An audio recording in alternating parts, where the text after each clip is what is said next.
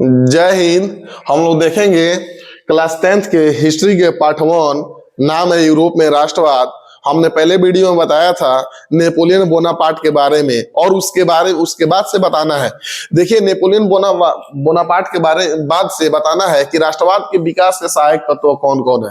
सबसे पहले उसका सहायक तत्व है कुलीन वर्ग का सामाजिक और आर्थिक रूप से अत्यंत प्रभावी होना। कुलीन वर्ग क्या थे मैंने पहले ही बताया और आज ही बता रहा हूं कि वैसे बहुत बड़े बड़े जमींदार उनको कुलीन वर्ग बोला गया। उनके पास बहुत संपत्ति थी और वे छोटे किसान को देते थे, और किसान उस गांव के निम्न कैटेगरी के मजदूरों से काम करवाते थे।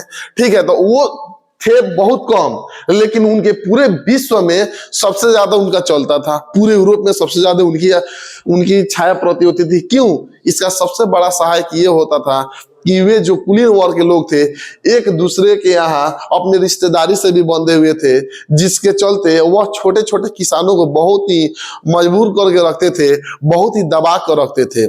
दूसरा चीज आता है, हम लोग देखते हैं कि आर्थिक रूप से अत्यंत प्रभावी होना। वे लोग बहुत धनी कैटेगरी के होते थे, उनके पास जमीन जायदाद होते थे, बहुत धनी कैटेगरी के होते थे। और जो वैसे किसान थे, जो वैसे मजदूर थे, छोटे तबके के थे, तो उन गांव में रहते थे, जबकि ये लोग पूरे शहरों में हवेलियों में रहा करते थे, और ये छोटे लोग दबाने का हमेशा प्रयास करते थे। और उसी के बाद जस्ट एक वर्ग तैयार हुआ, और वर्ग का नाम था मध्यम वर्ग। देखिए, मध्यम वर्ग कैसे तैयार हुआ, मध्यम वर्ग का उदय कहां से हुआ। उस समय औद्योगिक क्रांति चली हुई थी, और औद्योगिक क्रांति के उपरांत जो लेबर थे कारखानों में काम कराते थे, फैक्ट्रियों में काम कराते थे, तो जो लेबर कैटेगरी के लोग थे उन्होंने अपने बाल बच्चों को पढ़ाया। और जब उन्होंने अपने बाल बच्चों को पढ़ाया तो उनके बाल बच्चे पढ़े, कोई वकील हुए, डॉक्टर हुए, कोई इंजीनियर हुए, कोई टीचर हुए। तो होता क्या है, जिसको शिक्षा मिलती है ना, वह व्यक्ति आगे बढ़ता है। उसकी सोच प्रबल होती है, उसकी समझ प्रबल होती है, उसका सोच ऊंचा होता है, उसकी प्रबल ऊंचा होता है। तो जो अब अनपढ़ कैटेगरी के लोग के लोग जिन्होंने अपने बाल बच्चे को पढ़ाया, जब वह बाल बच्चा उनका पढ़ लिया, तो वह एक मध्यम वर्ग का रूप ले लिया। अर्थात एक कुलीन वर्ग हो गए, दूसरा मध्यम वर्ग हो गए, और तीसरा लेबर अर्थात मजदूर वर्ग हो गए। तो यही मध्यम वर्ग आए और अपने समाज को छापने का प्रयास किया। और वही मध्यम वर्ग जब आए, इनके पास जब समझदारी आई, तो इन्होंने देखा कि मेरे बाप दादा को बहुत ज्यादा सताया गया है, इतना ज्यादा सताया गया है कुलीन वर्गों के द्वारा। तो ये लोग आए और अपने जो भी अधिकार था उनको खोने का समय मिल गया। तीसरा है रूमानीवाद। रूमानीवाद क्या है, हम लोग देखेंगे। जैसे कि पूरे विश्व तो उस समय राजाओं से ढका हुआ था, और इतने राजा प्रभावी थे, गरीबों पर अत्याचार कर रहे थे कि कहना मुश्किल था। तो उन्होंने क्या किया कि हमें राजाओं से कैसे मुक्ति लेना है, तो कुछ लोगों की टोली बनाकर और लोगों को नुक्कड़ नाटक के तहत, लोगों की कुछ टोली बनाकर नुक्कड़ नाटक के तहत दिखाने लगा, समाज में छोटे छोटे ड्रामा दिखाने लगे कि अगर ऐसे इसको किया जा रहा है तो ये राजा है, ये प्रजा है, कैसे सता रहा है। तो ये नाटक के माध्यम से लोगों को समझाने का प्रयास किया, जिसको बोला गया रूमानीवाद।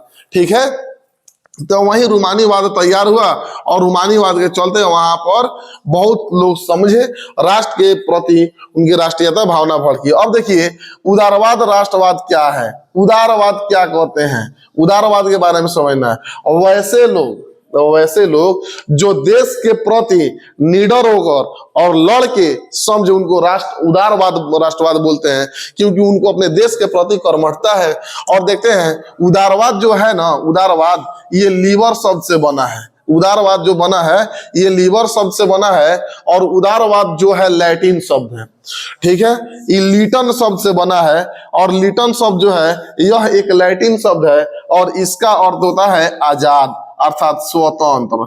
ठीक है, और देखिए हम लोग आगे देखते हैं उदारवादी लोग का विचारधारा क्या था। इनके बारे में हम लोग सोचने और समझने की प्रयास करेंगे। आखिर में उदारवादी लोग क्या था, मतलब क्या बोला जाए, उनका परिणाम क्या था, उनका कारण क्या था, वे क्या करना चाहते थे, उनकी सोच कहाँ थी। देखिए, कहने का अर्थ है इनके कि व्यक्ति की स्वतंत्रता और कानून के समक्ष समानता पर बल दिया। ये उदारवादी लोग जो है ना, उदारवादी लोग आए और उदारवादी लोगों को कहना था, उदारवादी लोग का अर्थ आप लोग फिर से एक बार डाउट अपने क्लियर कर लीजिए और समझ लीजिए। उदारवादी लोग वैसे लोगों को बोला गया जो अपने देश से लगाव रखते थे, जो अपने देश से प्रेम रखते थे, जो अपने देश के बारे में सोचते थे, और वैसे लोग जो प्रतिनिधि के रूप में काम करते थे, राजा के रूप में नहीं। ठीक है, तो उनको बोला गया उदारवाद। और उदारवादी लोग जब ये आए तो उन्होंने समानता पर बोल दिया, स्वतंत्र बनाए, ये व्यक्ति को स्वतंत्र बनाया। स्वतंत्र बनाने के बाद में कानून के समक्ष भी समानता पर बोल दिया। जैसे उदारवादी लोग आए, बोले कि हमें कानून के समक्ष और हमें व्यक्ति की स्वतंत्रता के समक्ष एकदम स्वतंत्र होना है और समानता दूर करनी है, कोई इधर उधर नहीं करेगा, सब कोई एक समान रहेगा और समानता पर बल देने का काम उदारवादी लोगों के द्वारा सबसे ज्यादा किया गया। तीसरा पॉइंट आता है निरंकुश राजतंत्र। वैसे राजतंत्र, वैसे राजा जो दोगला कैटेगरी के थे, जो वैसे राजा जो काफी निरंकुश थे, अत्याचारी थे, दुराचारी थे, वे राजा को हटाकर अब लगा होने कि संविधान और प्रतिनिधि की सरकार बनाया जाए। संविधान चलेगा, उस संविधान से हमारे प्रतिनिधि चलेंगे और उसके द्वारा हमारा सरकार चलेगा। इसमें राजतंत्र का कहीं कोई यहाँ पर महत्व नहीं रहेगा। तीसरी चीज कि निजी संपत्ति की सुरक्षा के लिए बात किया गया। हमारी अगर निजी संपत्ति तो उसमें किसी दूसरों का क्या ऐतराज है भाई। तो वही निजी संपत्ति की सुरक्षा के लिए उदारवादी लोगों ने बहुत सारा अपना हथकंडा अपनाया, आगे लाने का प्रयास किया, सोचा मेरी निजी संपत्ति, इस पर मेरा अपना अधिकार है। निजी संपत्ति पर इन्होंने अपनी क्या की, सुरक्षा लगाई। दूसरा मुक्त व्यापार। मुक्त व्यापार क्या होता है, उस समय जब कोई व्यक्ति व्यापार करता था ना तो राजा का हस्तक्षेप बहुत ज्यादा होता था और इतना हस्तक्षेप होता था कि लोग डिस्टर्ब हो जाते थे। तो वही मुक्त व्यापार की नीति इन्होंने अपनाया कि अगर हम व्यापार कर रहे हैं तो किसी भी व्यक्ति को इसमें आना नहीं है, हाथ अपना नहीं लगाना है। और हाथ कौन लगाता था, तो राजा। तो मुक्त व्यापार की नीति को अपनाया गया कि उदारवादी लोगों के द्वारा कहा गया कि मुक्त व्यापार नीति रहेगा। तो मुक्त व्यापार नीति में आदमी स्वतंत्र होकर अपना व्यापार कर सकते हैं, इसमें कोई और कोई प्रॉब्लम नहीं होगा। तीसरा, प्रेस पर आजादी लगाई गई। प्रेस पर आजादी का अर्थ क्या, इसके पहले जो होता था ना राजतंत्र, तो राजतंत्र में प्रेस पर सेंसरशिप लगा दिया जाता था। और सेंसरशिप होता क्या था, तो सेंसरशिप एक ऐसा माध्यम होता था जिसमें प्रेस पर सेंसरशिप लगाने के बाद में केवल राजा के बारे में खाली बड़ाई करना है, चाहे वह राजा बड़ाई के लायक हो या न हो। तो प्रेस पर सेंसरशिप लगा दिया जाता था और प्रेस पर सेंसरशिप लगाने से लोगों को अपनी जो सच बातें होती थी वो बोल नहीं पाते थे। इसीलिए उस समय उदारवादी लोगों के द्वारा बार बार ये माहौल क्रिएट किया गया कि भाई हमें प्रेस पर पूर्ण रूप से आजादी दिया जाए ताकि हम अपने देश के प्रति गलत को गलत और सही को सही दिखा सके।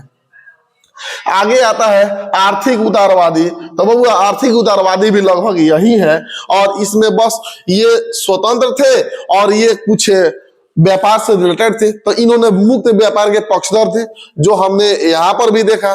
मुक्त व्यापार के पक्षधर के बाद में हम लोगों ने देखा कि व्यापार पर राजकीय नियंत्रण नहीं हो। राजकीय नियंत्रण का अर्थ क्या होता है कि हम जो व्यापार कर रहे हैं इस पर कोई राजा का अधिकार नहीं हो, इस पर राजा से कोई हस्तक्षेप नहीं हो, हम करें जहां से करें जो करें। और उसके बाद में नेक्स्ट वीडियो में फिर हम लोग देखेंगे जोल्बेराइन क्या है, जोल्बेराइन नीति के बारे में देखेंगे। तब तक आज के लिए इतना ही और हम लोग देखते हैं कि वीडियो को आप लोग को अगर वीडियो पसंद आए तो लाइक कीजिए, कमेंट कीजिए और अपने दोस्तों में अधिक से अधिक शेयर कीजिए। जिनको अगर नोट करना है तो ये नोट भी कर सकते हैं, हम यहाँ पर साइड हो गए, नोट कर सकते हैं।